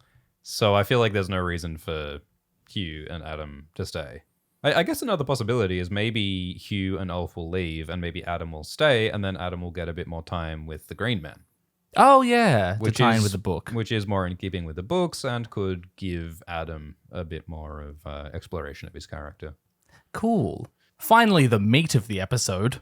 Yeah, this is the Gullet episode after all, and so finally here we are in the Gullet, the bay. Is it a bay? It's a gullet. It's a gullet. It's the waters outside King's Landing that contains the islands of Dragonstone, held by Rhaenyra, and Driftmark, held by the Velaryons. And it leads to King's Landing in the Blackwater Bay. Alyn is Corlys' bastard son, along with Adam. And Alyn is mad that Corlys has never been a father to him and has never supported him enough. This relationship actually is going somewhere now. Yeah. Baylor tells him, look, man, I'm a Targaryen, I'm a dragon rider, my place is in the sky with fire and blood. Like, Driftmark belongs to Salton Sea, and she leaves Corlys to figure out what that means, and he talks to Alyn, look, you can be a part of my life now. Welcome to the family, son. And Alyn's like, what the fuck are you talking about? I hate you because every day I had to live in squalor, and I saw your children walk past with the Velaryon name and like picking out sweetmeats to have by the fireside, he said of Laenor. And like Alyn has such rightful resentment towards Corlys because of that. And Corlys is trying to make it better to his adult son who he hasn't done anything for like 40 years. Yeah, and you're right that like it does feel like it's finally starting to go somewhere because Alyn says, you never gave me a name. Oh, yeah. And that really hits Corlys. I love that. I love that. I love it. Because, like, Corlys' guiding mantra in life, he said it to Rhaenys in season 1, history doesn't remember blood, it remembers names. That's all he cares about. And it's being thrown back at him. Alyn just wanted a name. Yeah. Corlys is looking for Corlys 2.0, right? Yeah. That's what's going on here. And it's low-key hilarious that throughout his life, he's been... like, this constraint he's put himself under is finding another legendary, awesome sailor guy like me to carry on my legacy, and he's been presented with a gay son, women, bastards. Like, he's not finding him. And then Alyn is there. Alyn also seems to be a really competent man who knows how to lead. And Alyn was there the whole time. Yeah, but because Corlys was, like, trying to carry on his name... he didn't fucking do anything. Like, he would rather make Lucerys Velaryon his heir, a bastard boy who doesn't know anything about ships, instead of Alyn, who is his son and is a great sailor, but he can't be my heir because he doesn't have my name. I really like this opening shot with Alyn just awkwardly standing at the entrance and Corlys says, Alyn, sit down. Corlys shares with Alyn a very obscure drink that he has held onto from Ib, which is one of George R.R. Martin's many H.P. Lovecraft references. Yes. I do like that Corlys says he's not prepared to drink alone. Like, he's broken the wax and he's not prepared to drink alone, so you must drink with me. It's like, I'm not... Corlys' story is about becoming alone. Like, his entire family has died because he keeps putting them in increasingly dangerous, ambitious positions, right? Yeah. So he's saying to Alyn, I can't be alone. I need someone to have this with. And I've already broken the wax. It's already started. So please ride this out with me. Yeah, Corlys is lonely. And I love it acknowledging that. Corlys tells Alyn about Alyn's mother. In the show, Rhaenys actually said to Corlys, dude, I don't actually care. Like, it's not his fault. Yeah, yeah. Like, I'm annoyed at you that you did that, but, like, be nice to the kid. Yeah. The kid being this 40-year-old man. Alyn says that Aemond would rather let it all burn than abandon the throne. And that reminds me of Aerys Targaryen, the Mad King, who tried to burn King's Landing rather than be defeated by Robert Baratheon. It's also a Rhaenys line that the men would rather set the realm to the torch than see Rhaenyra ascend the Iron Throne, right? I also like Alyn's humility and acknowledging, I don't know Aemond. I've never met Aemond. Yeah. Like, it's important to remember that like Alyn is he's a ship hand. Yeah. So like Alyn and Adam are both starting to like enter the orbit of like kings and princes and lords, but they grew up like as dock workers and sailors, and so this is outside their wheelhouse, and I like that being acknowledged. Like, they don't just magically know everything about this political world. Yeah. Corlys says rough seas lie ahead. I love Corlys's ongoing penchant for sailor metaphors at every possible. If anything can be presented in terms of sailing, it must be. So Sharako Lohar, it's about like the swashbuckling Sharako wanting to get revenge on Corlys. Yeah. And I think that's a better story because it's more like personally and emotionally grounded in Sharako's goals. And it also is founded on what we've seen since season 1 with the battles between the Velaryons and the Triarchy. Yeah. And I like how Sharako in this episode says that, the Velaryons have been persecuting my mates for 20 years. And it's like, oh, like Sharako is the hero of her own story. Yeah. Like she has suffered and her people have suffered dragonfire from Yeah, Caraxes. and it sort of is a victory when High Tide goes up in flames. Yeah.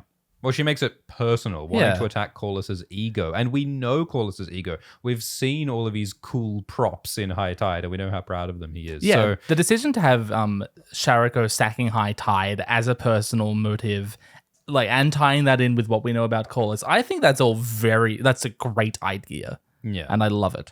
Something I love that they did that isn't in the books is Corlys, like, leads Sharako's ship down through this dangerous, treacherous pass in a low tide. And so, like, Corlys is trying to, like, lure Sharako into a trap. And I enjoy how we finally get to see Corlys doing some sailing. Yes. Because Corlys is meant to be, like, the greatest sailor alive. He's gone on these great voyages all over the world. And, like, I've often... Yeah, he's grown old in a profession where you die young. Yeah.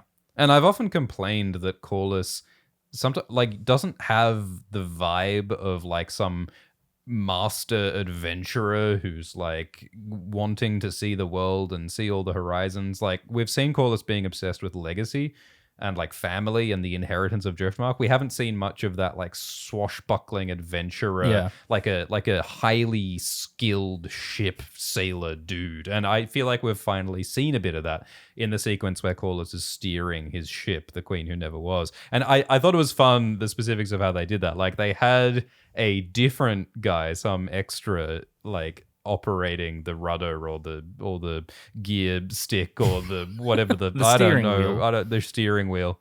And then Corlys was, like, telling the guy, ooh, little to the left, drop the lead line to the 30th degree, light the spice port to star on the poop Press deck. C up, then C down. And like, make sure you attach the wristband on your Wiimote before. Yeah, exactly. But, like, the reason why they needed to have a different guy on the wheel before Corlys grabs the wheel is so that Corlys could verbalize it and tell someone, so we could know, oh, look at all these cool technical sailing things that Corlys is doing. So we finally get to see, oh yeah, Corlys is, like, a skilled, accomplished guy. I do like how Corlys says, is it the Lannisters or the Greyjoys? And Alyn says, oh, it's the triarchy. And Corlys says, bring my armor. Like, because it's the triarchy, I know that this is personal. I'm going to have to get involved in the fight. Yeah. Whereas if it was the Lannisters or Greyjoys, they can take care of it. Yeah. Like, he knows it's Lohar. He knows Lohar is out for him. Yeah. But yeah, I like everything that it implies. I think they do a really good job of, like, implying this, like, rich perspective, this personal perspective that Sharako has, and all of the history that they have shown us that the Triarchy has with the Velaryons. And I like the feeling that there's history and there's stakes here in a way that certainly does not exist in the books. Okay, so we get a scene with Sharako, the leader of the Triarchy, and Tywin Lannister, the master of ships. Tywin is the twin of Jace. Lord of the ships. Lord of the ships. Sharako agreed to the alliance to help the Greens take the throne. Except what we now learn is that she, in fact, only cares about getting revenge on Corlys for their wars over the last few decades. And Sharako knows how to hit Corlys where it hurts by attacking his magnificent castle, High Tide, on Driftmark. Corlys did mention he built by the brunt of his own back. Yeah. So I like how Sharako does understand Corlys, and Corlys kind of understands Sharako as well. Like, we've never seen Sharako interact with Corlys, but they sell us on the idea of these guys have a history. I'm not sure how the Velaryons don't know that there's 350 ships on their way from... Oh, it was 53. It was 3 and 50 that... 3 and 50. That Alyn said. Well, still, 53 yes, ships. I agree. Like, it would take a lot of, like, time and logistics to gather that giant fleet and send it over. Like, do they have no spies in Essos? The Velaryon fleet is currently, like, sitting still. It's a blockade. Like, what else would you do other than look out for other ships? That's what the point of a blockade is. I think it's really funny that one of Sharako's sailors is named Halfjaw. Like, it kind of sounds like Dagmar Cleftjaw, who's an Ironborn sailor. But Halfjaw is also the name of an alien in the video game Halo 2, which I find delightful. I like to believe that this sailor is named after the alien in Halo 2. And so they discuss strategy. Tywin says that there are 3 inlets into Blackwater Bay from the Gullet, And Tylan says, let's take the southern inlet. But he also says, let's not take the southern inlet. So he says the largest inlet is the one that opens to the south of Driftmark, but instead we should go to the southernmost inlet. But if you look at a map, it looks like those are the same thing. I can't make sense of what Tylan is saying. Yeah. I think that there are 3 inlets because there's the inlet. You can either go above Driftmark or you can go under Driftmark. But what we also see in this episode is that there's this narrow pass called the Teeth, which I imagine must go like close to the landmass of Driftmark. Doesn't someone mention going north of Dragonstone? So you can enter it north of Dragonstone, between Dragonstone and Driftmark, and south of Driftmark. Which doesn't clarify what Tylan's saying, but I think those are the 3 inlets. Well, as I said, you either go north or south of Dragonstone, and then you either go north or south of Driftmark. But north of Driftmark and south of Dragonstone are the same thing. Look, it don't make much sense to me. But I like what Tylan is saying is let's engage them in close combat so that they won't want to use Dragonflame on us. And Sharako says, well, no, instead we're going to go like past the army and we're going to go straight to High Tide on the north because the goal is to mess with Corlys and get vengeance on Corlys. She detaches a part of her fleet and has Halfjaw do that. So she splits the fleet, which is what Tylan rebels against. She sends Halfjaw the alien to attack High Tide. Yeah. While she takes but she doesn't go to the southern inlet. I don't know where she goes. but the point is that she's splitting the fleet so that some of her men can sack High Tide. And Tylan's like, no, we need all of the fleet to fight the Felarian fleet. Yeah. Yeah, I don't understand the geography here, but I think the point is that Sharako is splitting the fleet to hit Corlys where it hurts at High Tide, and she wants to personally kill Corlys. Yeah. That's what's important here. So Baela has received word from Corlys' fleet that the Triarchy is attacking them, and she makes a sprightly walk through Dragonstone rather than sprinting her heels off. Yeah, I think this requires a little bit more pep. Yeah, get a bit zesty with your walk there, Baela. This is urgent. It warrants a hurry. It warrants a yell. She says that the pirates are attacking, and Rhaenyra's like, awesome, I'll fight them. And Jace is like, this is obviously a trap like Rook's Rest.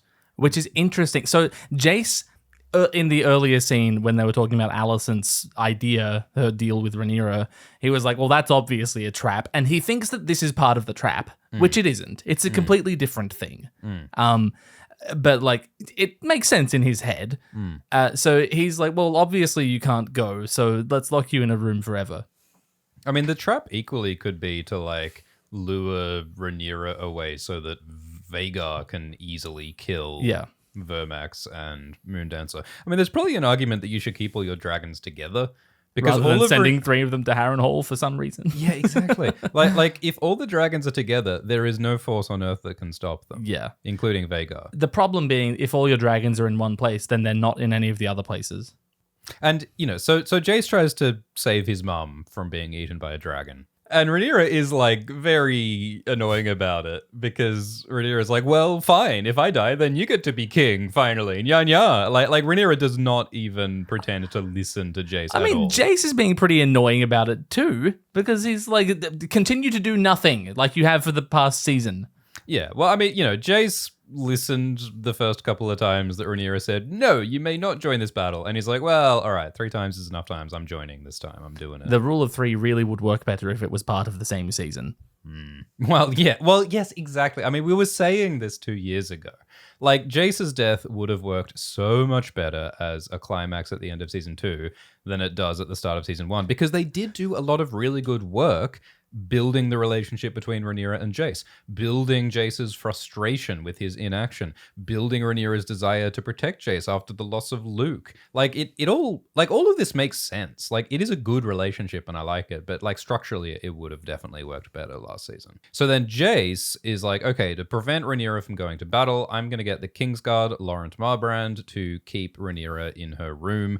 And that's a tough spot for Larry because you got to obey the queen, but you've also got to obey the prince and you got to protect the queen. But also the prince is threatening your life. Yeah, I mean, this is like George loves putting his heroes in these moral conundrums where these dilemmas. They make you swear and swear. Which oath do you follow? Yeah. And Jace says, your life for hers. So Jace is basically like, yeah, you are going to be executed for disobeying Rhaenyra, but you will have saved Rhaenyra from this battle, so it's worth it. Like, that's a tough one. Rhaenyra says, I will have your heads for this. And, like, we're shown Gerardus and Bartimaeus Celtigar when she says that. So, like, how many people are going to be punished for what Jace does here? Yeah. I mean, like, will Rhaenyra actually see that through in the grief of Jace's death? Well, there's something very like funny and like sad and like frustrating and real about the fact that Queen Rhaenyra Targaryen, Rider of Syrax, has been stopped by a fucking door. Like, she has all this power, but she can't get through this door. As we know from season 2, episode 2, the Cargill duel scene, there are 2 doors into Rhaenyra's chambers. Is the other door just locked also? Like, Well, I don't know. Like, that is a good question, it's a really silly nitpick, but I am wondering about that other door. That is a fantastic Did she question. forget? Right. Like, I don't know if the scene needed clarification of that, but you can even see that other door in the back of one of the shots. Yeah, that's a good point. That's a good point. And Baylor says, this is stupid, Jace. Like, you should not do this. But Jace convinces Baylor. Jace gets the crazy eyes. He gets the wide-eyed Targaryen fire eyes. He's like, let's do a war. And Baylor's like, okay. I feel that Baylor sort of wants to keep an eye out for Jace. Baylor's going because Jace is in danger. Remember that Jace and Baylor are betrothed. They're going to be married. And so what better way to... What better couple's date than to go out and burn a fleet of pirates together? And so, yeah, I guess Baylor does have that Targaryen fire. She has that ambition. So she's like, yeah, let's do it. I see here just concern for Jace. Yeah. I mean, she's also trying to protect the Velaryon families. Yeah, true. fleet. Corlys is out there. Yeah, Corlys is out there. She wants to protect her grandpa. Do you think Jace is a little stir crazy? Yeah. Like, he's been stuck in Dragonstone for as long as Rhaenyra has. They're both going a little crazy because of it.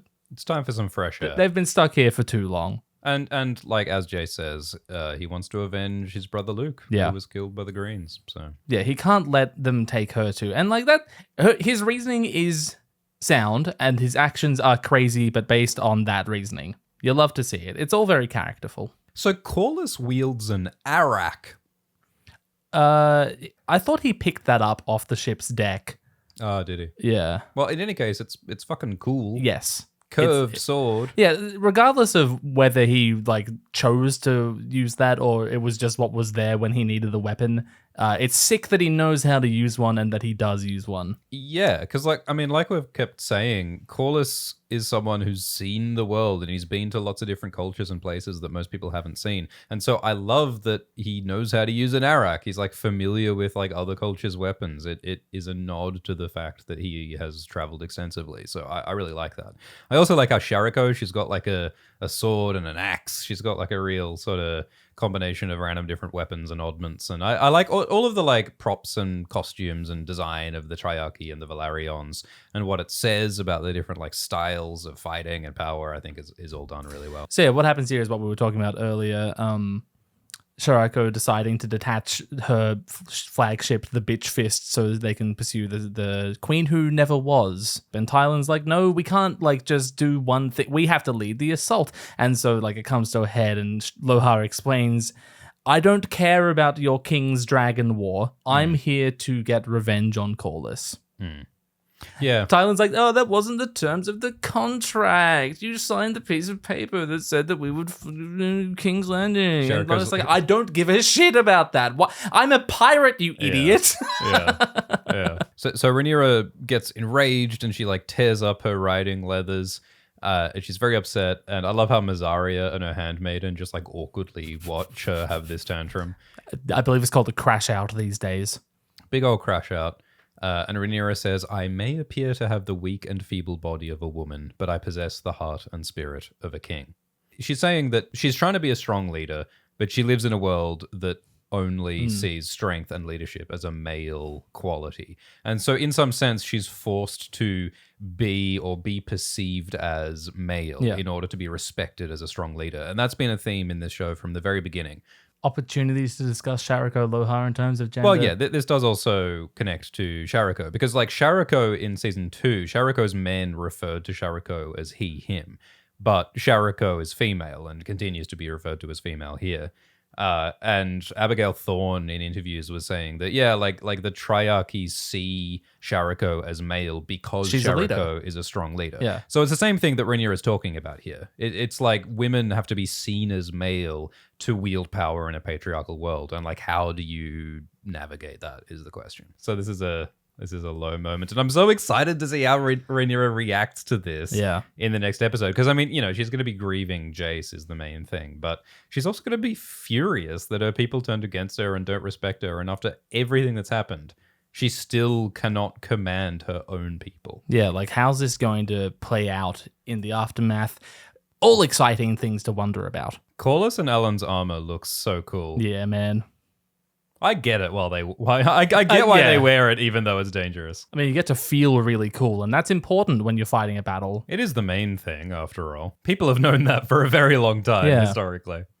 So Sharako and the Triarchy have ballistae that shoot grapnels that are meant to grab and drag down dragons to their deaths. Yeah, like they were prepared for this. They knew this was an eventuality. It just feels a bit more realistic because at least when Euron did it, like, his fleet came out of nowhere. The dragons were very high in the sky, but here Vermax is low to the water and like in amongst all the ships. Like it makes a lot more sense for me. Yeah, I think that they sell it better. I think it feels a bit more real. It's a lot less Dany forgot about the Iron Fleet. Yeah. It feels a bit more real. Although it must be emphasized, the Velaryon blockade was ambushed by an entire fleet. Yeah. So like that's not called like. Corlys didn't kind of forget, but it did happen.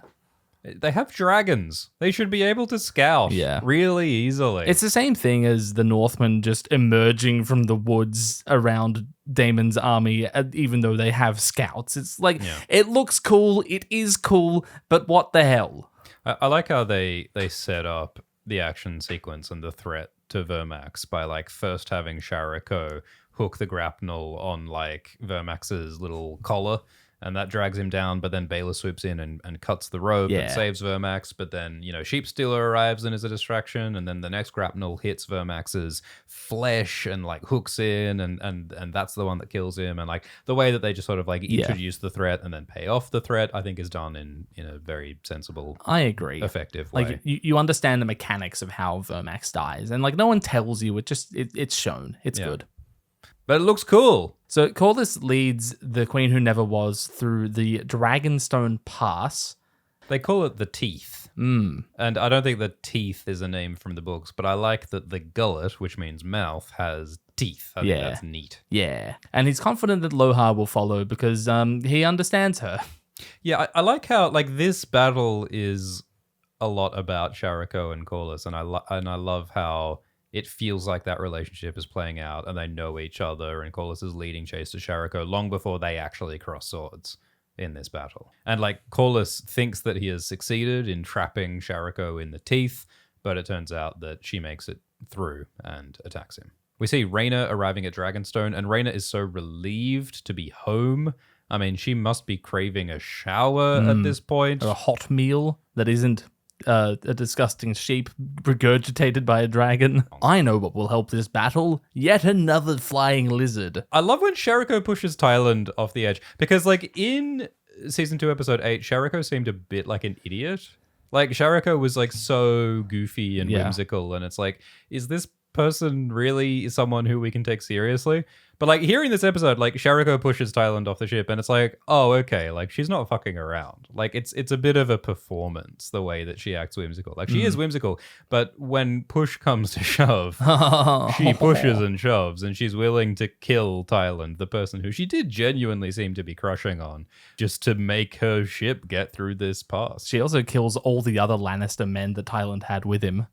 Yeah, well, beneath the silliness is like the same level of intense competence that Corlys has. Yeah, I mean, she sails through the same insanely dangerous pass. Corlys is at a the low serious sailor, Sharako's the goofy pirate, and at the end of the day, they both know how to run a ship. Yeah. Although Lohar does lose a few ships to the teeth, which I like because it really emphasizes the danger that she's putting herself through for this and the danger that Corlys put himself through just to lure her out. Yeah, I think it's a really well done sequence. I think it's a brave sequence. Like how do you make it dramatic? Like a couple of ships sail through a pass. Like that's something that may have felt boring or may have felt confusing, but I think they executed it in a way that where it did feel dramatic and it felt unique, you know? It made it more interesting than if this was just ships smashing into each other. And there are some truly gorgeous shots of like the bow of the ship like from below the water. Yeah. It's just a lovely sequence. I really like these like big swingy things where like the pirates swing onto the enemy ship. Oh, it's so fucking cool. On these like ropes on these like mast things. It just visually is really cool. Yeah, I also love all the sailors yelling out numbers of yards between the rocks and the ship. Like this is great. Yeah. Yeah, definitely sold it for me. And I love this shot of like Corlys staring at high tide, his home, his pride being destroyed. I mean, it's like, you know, it's his legacy. He lost his wife, he lost his son, he lost his daughter, he lost his grandson, he lost his heir, and now he's losing his home. And this is what he's so proud of that represents his legacy. It's his entire life. I hope that we get more of Corlys seeing the ruins of High Tide. Oh, yeah. I so hope that, I mean, should he survive the battle, we see him like walking through the ash. Yeah, I need to see that giant golden Nautilus prop that he has in High Tide. I need to see it burned in ashes in the ruins of High Tide. I want to see him pick up the crab feeder's mask. Yeah. I need that. Yeah. This is a huge blow to the Velaryons, and this is why the Velaryons, or this part of why the Velaryons aren't as relevant or powerful in Game of Thrones in the main series. It's partly because the triarchy really messed them up in this battle, in this episode. It's a classic move, but I love how the music cuts as the pirates board the Queen Who Never Was. The silence before the eruption of violence. So this is why Sheepstealer decided to live a quiet life in the Vale eating sheep. Like, Sheepstealer very specifically did not want to fight in battles and have arrows and catapults thrown at her. Yeah, she was busy just being an apex predator. Like, why would you not want to just live in the Vale and eat sheep? Yeah. Like, life's just sorted for you. Rhaena ruined everything for Sheepstealer. Yeah. I like this show. I like it too. All of the actors are great. There are no bad actors on this show. Like, casting has done a great job on this show. Alyn has a really good excuse to take off his helmet, and I just appreciate that. So in Hollywood, you want your actors to not be wearing helmets because you want to see their faces. So having a reason for the character to take off their helmet is important. And Dunk takes it off because his helmet is full of blood and mud, and Alyn takes it off because he's in the water, and his helmet is waterlogged and he needs it off him. I like how Sheepstealer is notably bigger than Moondancer. Yeah, Sheepstealer is older and should be bigger. So we see Sheepstealer attack Baela and Moondancer, and I wonder if that reflects Rhaenyra's resentment of Baela. Like, Rhaenyra is jealous of Baela, always was jealous of Baela for being the dragon rider and being the more popular one, and so being more loved by her family. Yeah, Rhaenyra was sent off to the Vale to be a babysitter for Rhaenyra's kids, while Baela was like left on Dragonstone to be an epic dragon rider who's like part of Rhaenyra's council and court. Yeah, so I think that's part of the subtext here. Like Sheepstealer is disobeying Rhaenyra, but sometimes the dragons are reflecting the real feelings of the rider. Like when Vhagar killed Luke, Aemond didn't want Vhagar to do that, but Aemond did hate Luke. This was the kid who cut his eye out, So like when the dragons disobey, I think they are reflecting the true desires and emotions of the rider sometimes. The dragons influence the riders as well. Yeah. So maybe we'll see Rhaena start to get wilder as a result of Sheepstealer's influence. Did Rhaena name Sheepstealer? I think so. That's fun. Because she noticed that he was stealing sheep. What a gorgeous shot. Yeah. I love the line when Sheepstealer is attacking Baela and Moondancer, and Rhaena just like whispers, "That's my sister." Like, I love how they convey the emotion of the scene, despite the fact that none of the dragon riders can actually look at each other. Alyn using a triarchy pirate's crossbow to shoot another triarchy pirate is just so fucking cool. Yeah, I didn't even notice that in first watch, but yeah, he grabs a pirate and uses their crossbow to shoot someone else. There are a lot of great little action details here that are sort of blink and you'll miss it if you're not paying attention.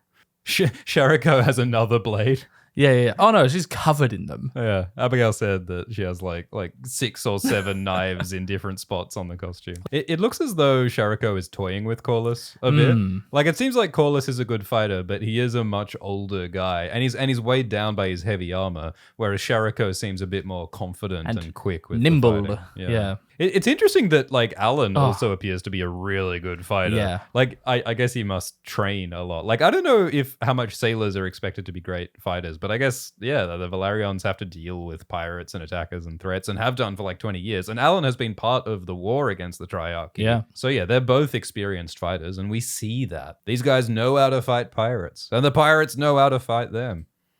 They're great at this. What a great shot from underneath the ships. Yeah, it's beautiful. Corlys jumping across the gap is just insane. Who told 61-year-old Steve Toussaint that, yeah, we want you to jump over this chasm in full plate armor holding a sword? I mean, look, I guess it might be a stunt I'm pretty sure performer. that's probably a stunt performer, and I reckon it's not real plate armor. You what? Next you're going to tell me that it's not a real gap over the ship. I do love the way like the ships are colliding and starting to sink and the ground is shifting under them. And that impacts the people on the ships. Such an awesome setting for like one-on-one combat. So maybe it is one of the greatest action sequences ever filmed for TV. It is. Yeah, I think it's starting to change my mind. Oh, it's so cool. Oh my God, it's so cool. that like spinning fall that Corlys does into the water, like it's very dramatic. It's also kind of funny because like they could have had Sharako push Corlys in, but it appears as though Corlys just lost his footing and fell. I think that's fair enough. Yeah. Well, I mean, no one should have better sea legs than the sea snake. No, I don't know. Tywin Lannister's feet were glued to the deck. I mean, it's quite a choice. It's quite a choice to have Corlys and Thailand and Vermax all be lost to the seas, all within like 10 minutes of each other. Well, it's what happens in naval battles. Yeah. And I love when Alyn says, "Father!" Oh, like we've had an entire season of build up to that. And then he locks the fuck in and it's time to kill Sharako Loha. And he jumps from ship to ship. Yeah, hell yeah. And then this tense fight in the water between Alyn and Sharako. Kill the rider, Vermax. Yeah, Jace orders the death of his future sister-in-law, Rhaena. Wait a minute, that's Rhaena. Hang on a minute. Hold on, Vermax. Don't do that. I like how Jace and Baylor, like, they're both visibly confused, but, like, they react appropriately to this hostile dragon attacking them, and, like, they roll with it and they go with it. Rhaena could have at least stopped at Dragonstone to get a saddle, I think. Yeah, or to, like, say hi to Rhaenyra. Maybe let her out of that room. I really like the fight between Sharako and Alyn. Yeah. It feels very desperate and visceral, dangerous, and it feels kind of real. Like it's not fancy blade work, and it's just desperation. It's two people flailing to drown each other. Yeah. Like scrambling for their weapons to do something. And there are such stakes because Sharako's trying to kill Alyn's dad, and he's just seen his dad disappear into the water. And I like the look on Sharako's face when she is slain. It's just I'm dead. Yeah, like because she was all like swaggering confidence all the time, but in the end, we're all just meat. And she's just like, "Oh God, I'm not bulletproof." Oops. I do love the detail of Jace having to unlatch himself from Vermax's saddle. Oh, it's fantastic because it means that he had to make a choice to abandon his dragon. Yes, and then he dies anyway. Yeah. Just the arrow coming out from off screen in complete silence. Jace turning. And yeah, I love this. The silent moment of Jace's death is really powerfully done. And again, like they could have done it better if the structure was different, but that's not on them. But this is a good episode. I think it's great. This is a good episode. I think the sequence is great. I think this episode is good, and there are parts of it that are like, yeah. But yeah, it's good. Yeah. And the Gullet, like as a spectacle unto itself, fantastic. Yeah. Yeah, I think that if you come into it just looking for a cool, fun, epic fantasy show, this ticks all the boxes. Yeah. If you're looking for an adaptation of Fire and Blood, you might be a bit frustrated. I think you'll have more fun watching this than you will have reading Fire and Blood. Yeah, because when you read Fire and Blood, you don't get to see that. You don't get to see any of that. It is spectacular. And I think that, as we keep saying, the characters are strong, the relationships are strong. And the plot's just a bit wacky sometimes. Yeah, it shows its flaws with like Adam, Ulf, and Hugh's camping trip and Rhaenyra being locked, and all of Alicent's shenanigans don't make much sense to me. I'm a little worried about how the rest of the season plays out. Because like George Martin said in his blog post, there are butterfly effects to these changes. Yeah. And like, I really like what they did with Rhaena in this episode.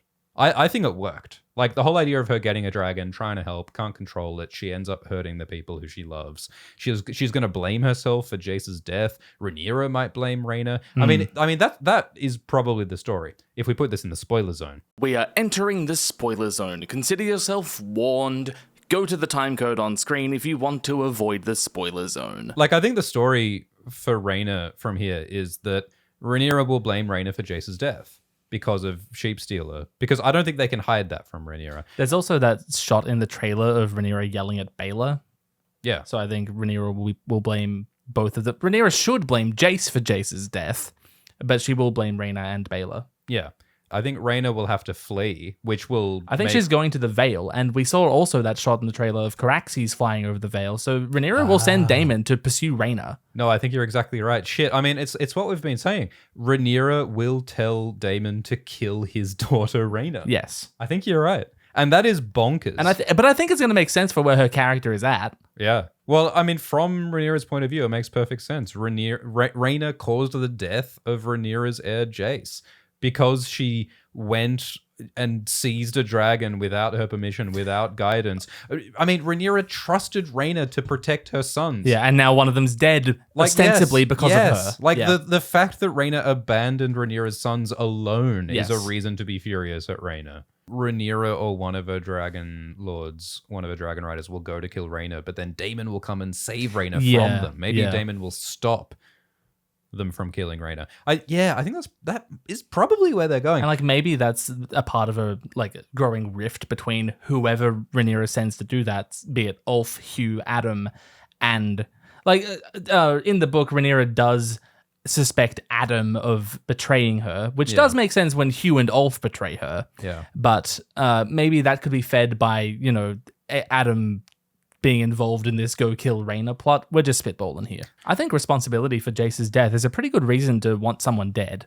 And her growing frustration with the disobedience of her own people. Ulf and Hugh have these great ambitions to like establish themselves as fucking kings, right? So what if all three of the Dragonseeds have that ambition? What if it's like given to them? Like, I don't like the idea of every character's ambition being imbued upon them magically by unknown forces, but let's say that for some reason they are. And Adam is the one who's able to resist that. Yeah, well, I think that's because he's loyal. That's what's interesting is you've got these like three common dragon seeds who all get the same great opportunity and great power of a dragon. Let's see how these three different characters react to this opportunity. Like, that's a great question. That's a great setup to like explore the individual differences and choices of these different characters. And I suppose like that ambition, that calling, it doesn't have to come from the Green Men or Alice Rivers or Harrenhal or anything like that. It comes from the dragons, obviously. Yeah, well, I mean, I like how, like, remember when Rhaenyra was giving birth in season 1, episode 10? Yeah, and she man. got those like flashes of visions of her dragon Cyrax. I don't think that was Cyrax. I think that was her child. Yeah, no, I think you're right. Yeah. The old gods aren't the only source of magical visions. I think for Targaryens, they have their own, dragony, fiery source of visions like Viserys and Helaena have. It would be interesting for Adam and Hugh and Ulf to get sort of visions of their own. And if we're in the spoiler zone still, Hugh certainly should be getting some visions about being king and having visions of Robert Baratheon becoming king thinking that it's him. Like, all of that is very cool, and I really, really hope that they do that. And it also ties in with Daemon seeing Daenerys and thinking it's Rhaenyra. Yeah. Oh, great. As promised, here's the Daeron update. So the actor that we said was the actor who plays Daeron might not actually be the actor who plays Daeron, because there's another actor who plays Daeron. It's still spoilerific and also speculative and leaky. I don't really like talking about leaks, but here we go. It looks like there's going to be a plot point where there's a fake Daeron, and the fake Daeron was Ormund Squire, and this one looks like it's Ormund Squire, and the other one's probably Daeron. So this guy isn't Daeron, and we'll meet Daeron when it's time to meet Daeron. Hope that makes sense. We see a lot of potentially fascinating avenues, though. Yeah. Well, yeah, I mean, I'm fascinated by what we've seen so far. And I hope we'll continue to be fascinated. What do you think the title of this episode should be? I do love this game, by the way. I think we should play it every week. Yeah. Because we don't know the title of the episode because, we're recording it before the episode comes out. So we have to guess. Yeah. It makes sense for it to be called The Gullet. Yeah. It also makes sense for it to be called The Prince of Dragonstone. Yeah. Sheepstealer could be another title. The Teeth. The Teeth. Oh, that's a good one. Rhaenyra's no good, terrible, unfun day. The introduction of Daeron Targaryen, brackets, maybe. I think in terms of themes, this episode is like every character sort of has to contend with an oath or an order they've been given. So something alluding to that could be the title. Yeah, it's sort of about obedience and the obligations we have to each other and when we should obey and when we shouldn't. And like, Alyn questioning what his relationship and obligations are to Corlys and vice versa. And like, Sharako, questioning what her goals are and what her obligations are. Where like Tyland is saying you are obligated to do what you said, and Sharako's like, no, I do not. And then the Dragon Riders are like, we were sent to Harrenhal for a reason, but that reason's not happening, so can we just fuck off? And like Allicent trying to navigate her obligations to Rhaenyra. Yeah. Let's end this. Did you have fun, Glidus? I always have fun doing these podcasts. I have so much fun watching these shows, but I have so much more fun talking about them. Yeah. Well, I always come out of these chats with a different opinion than I did before. And it's a pleasure. And thank you so much for everybody listening. And thanks especially if you're listening on Nebula, which is a good way to support the channels. And I'm so excited to talk about the next episode. We're going to have so much fun this season. Yeah. Yeah. Yeehaw. Dragon time! Woohoo! Woo! Dragon time. All right, see you later, gloozers and schnwords. Schnwords. What do you reckon about dragons, Glidus? I'm a big fan. I enjoy dragons, although I suppose if they were real, I would have more complex feelings on them. Oh, that's also a nice boulder. That's a nice rock. That's our other Dragon Time corner, is rock appreciation corner. Yeah. High octane letter writing action. Yeah, man.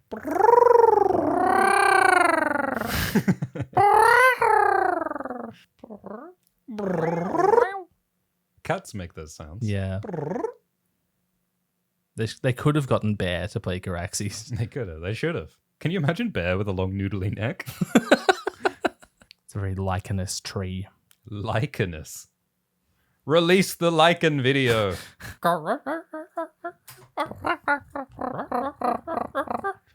We need to put just like 5 minutes of us making dragon noises at the end of the...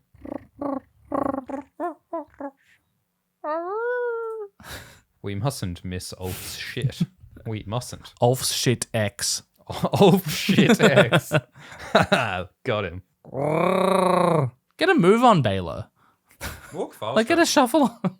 I think this warrants a jog. Yeah. An armada of ships sailing out of the rising sun from the east. If it's from the rising sun, it's the east.